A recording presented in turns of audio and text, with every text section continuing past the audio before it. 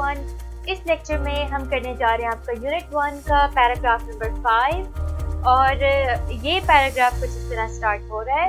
The Rasul sallallahu alaihi wasallam was so well known for his justice that even the Jews, who were his bitter enemies, brought their suits to him, and he decided the cases in accordance with the Jewish law.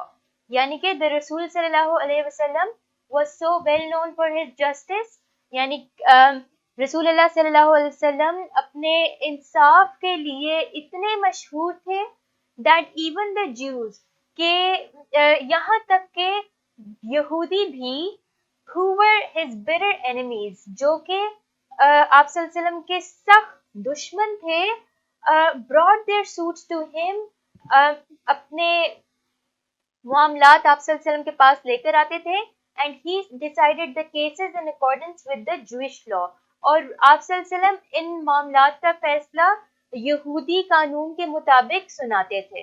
तो रसूल सल्लल्लाहु अलैहि वसल्लम अपने इंसाफ के लिए इतने ज़्यादा मशहूर थे कि यहूदी जो कि आप सल्लल्लाहु अलैहि वसल्लम के सख्त दुश्मन थे, वो भी अपने मामलात आप सल्लल्लाहु अलैहि वसल्लम के पास लेकर आते और आप सल्लल्लाहु अलैहि वसल्लम उनका फैसला यहूदी कानून के मुताबिक सुनाते। ठीक हो गया। यहाँ पर जो एक लिखा हुआ है बिटर एनिमीज, बिटर का मतलब होता है कड़वा, ठीक है। तो बिटर एनिमीज के लिए जब हम उसको जब ट्रांसलेट करेंगे तो आप उसमें लिख सकते हैं कि उनके सख्त दुश्मन थे वो। ठीक हो गया। आगे वो कह रहे हैं he was strictly नहीं he very strictly followed the commandment of Allah। अच्छा, जो आगे कमांडमेंट पे दी हुई है तो हम क्या लिखेंगे, आप सल्लल्लाहु अलैहि वसल्लम बड़ी सख्ती से अल्लाह ताला का ये हुक्म, अल्लाह ताला के इस हुक्म की पैरवी करते थे। कमांडमेंट का मतलब होता है हुक्म, और वो क्या हुक्म है वो आगे लिखा हुआ है, if they come to you either जज बिटवीन देम और डिक्लाइन टू इंटरफेयर। अगर वो आपके पास आते हैं तो उन्हीं में फैसला सुनाइए, वरना मदाखलत करने से इनकार कर दीजिए। If you decline they cannot hurt you in the least। अगर आप इनकार करते हैं तो वो आपको बिल्कुल भी नुकसान नहीं पहुंचा सकते।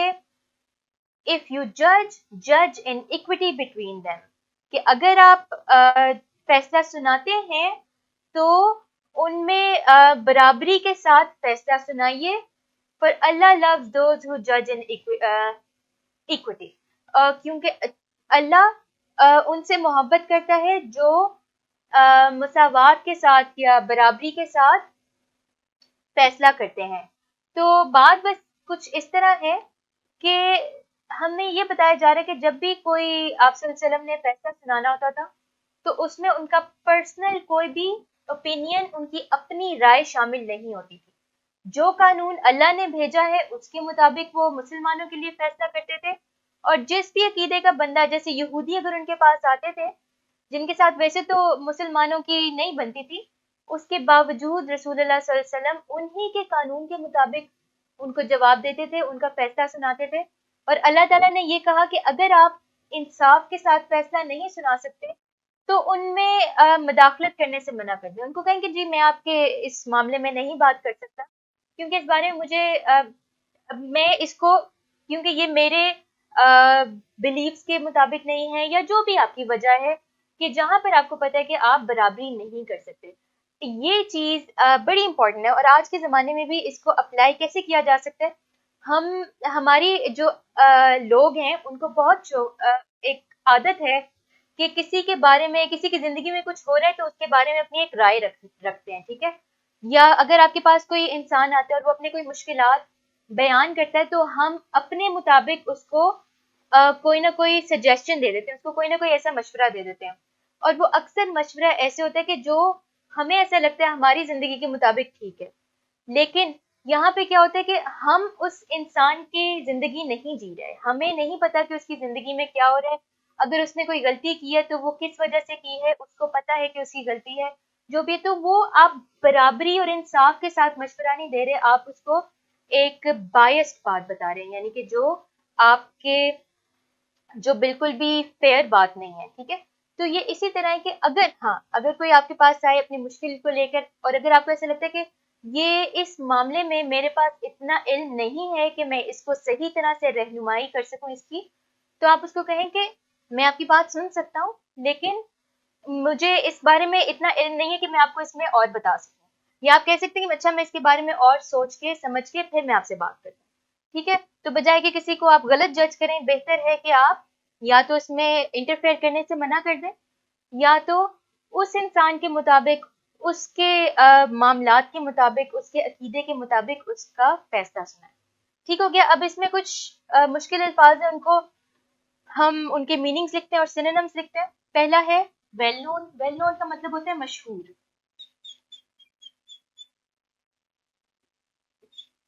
اور سینونیم میں لکھ دیں فیمس. پھر ہمارے پاس ہے اسٹرکٹلی. اسٹرکٹلی کا مطلب ہوتا ہے سختی کے ساتھ،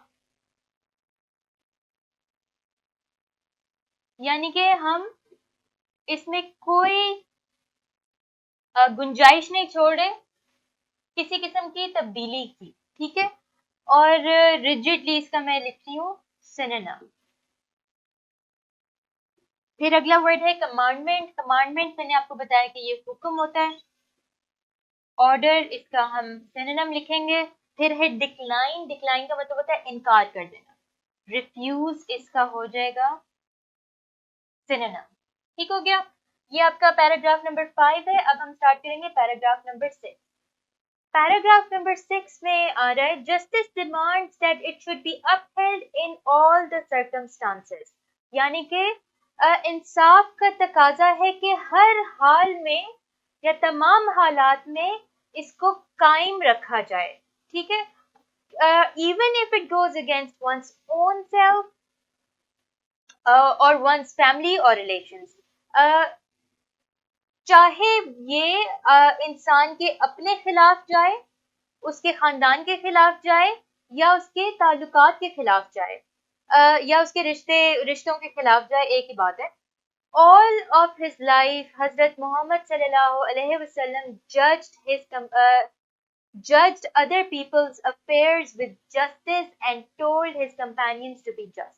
یعنی کہ آپ صلی اللہ علیہ وسلم نے اپنی تمام زندگی لوگوں کے معاملات کو انصاف کے ساتھ، معاملات کا فیصلہ انصاف کے ساتھ سنایا یا کیا، اور اپنے ساتھیوں کو بھی کہا کہ عادل رہیں، یعنی انصاف پسند رہیں.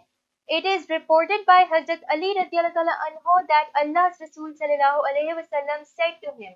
یعنی کہ حضرت علی رضی اللہ تعالیٰ عنہ سے روایت ہے کہ رسول اللہ صلی اللہ علیہ وسلم نے ان سے فرمایا when two men come to you for judgment, never decide in favor of one without hearing the arguments of the other.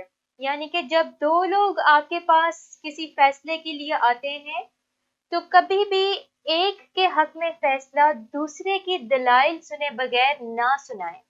ٹھیک ہے؟ it is then most likely that you will know the truth. تبھی یہ ممکن ہے کہ آپ کو سچ کا پتہ چلے.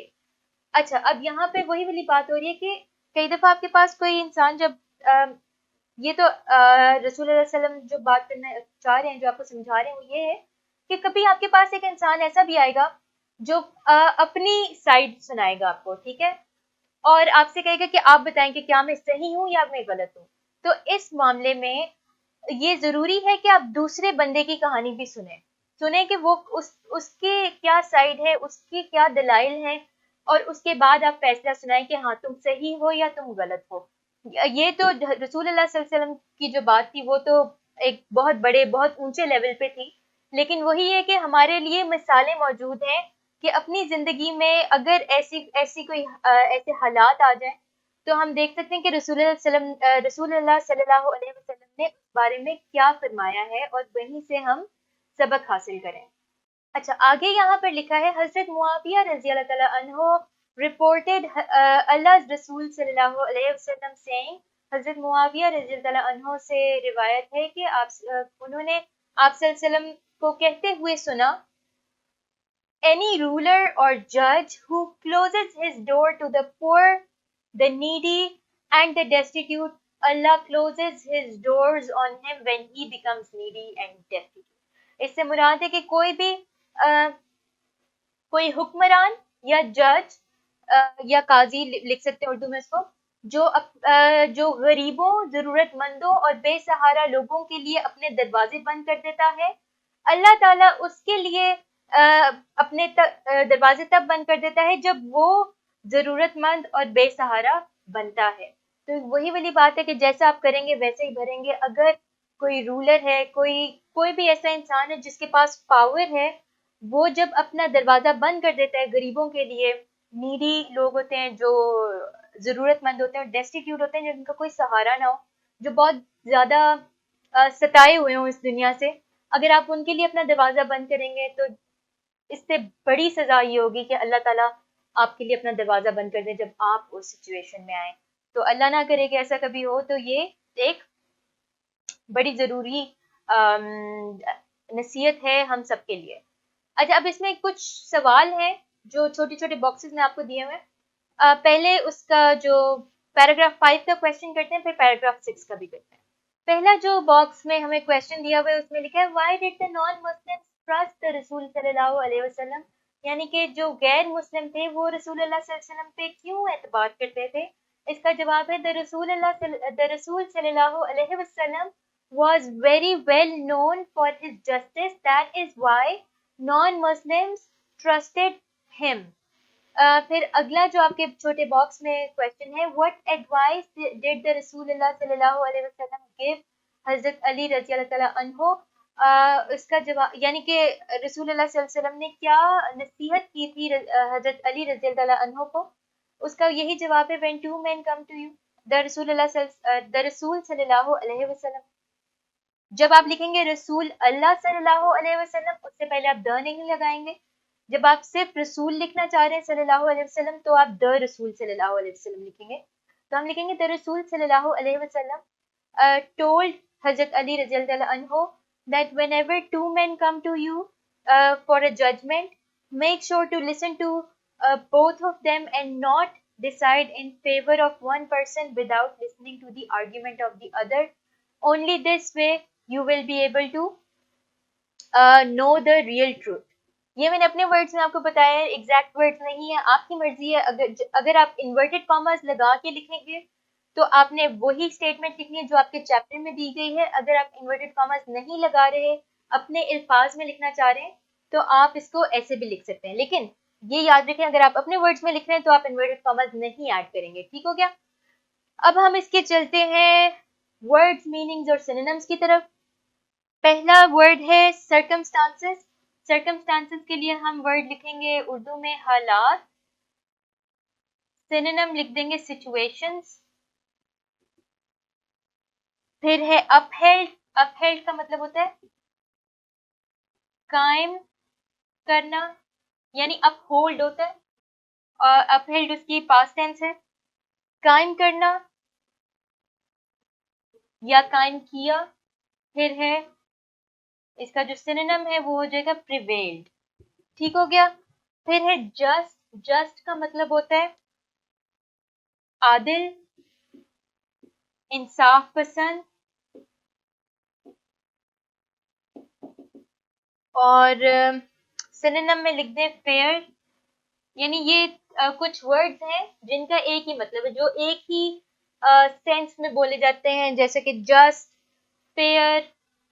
ایک اور ورڈ اس میں شروع میں ہم نے پڑھا تھا اکویٹیبل، ایک ہی اس کا مطلب ہے. اچھا، ان فیور یہ ایک ورڈ نہیں ہے، یہ ایک فریز ہے.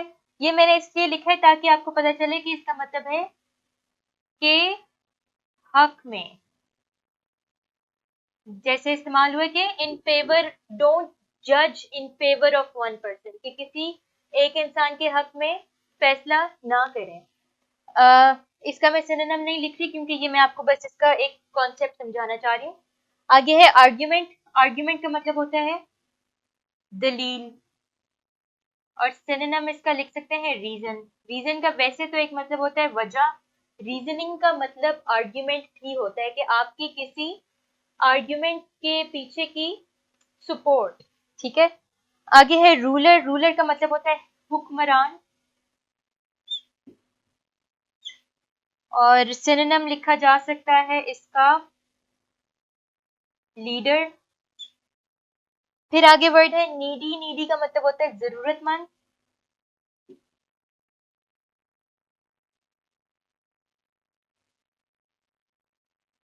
اور اس کے لیے جو سینونیم میں لکھ رہی ہوں وہ ہے انڈر پریولیجڈ. Under privileged. ٹھیک ہو گیا. انڈر پریولیج کا بھی مطلب ہوتا ہے وہ لوگ جن کے پاس اتنی سہولتیں موجود نہ ہوں جتنی ہونی چاہیے ایک شہری کے لحاظ سے. پھر ہے ڈیسٹیٹیوٹ. ڈیسٹیٹیوٹ کا مطلب ہوتا ہے بے سہارا. بے سہارا. اور اس میں لکھوں گی سینونیم ہیلپ لیس.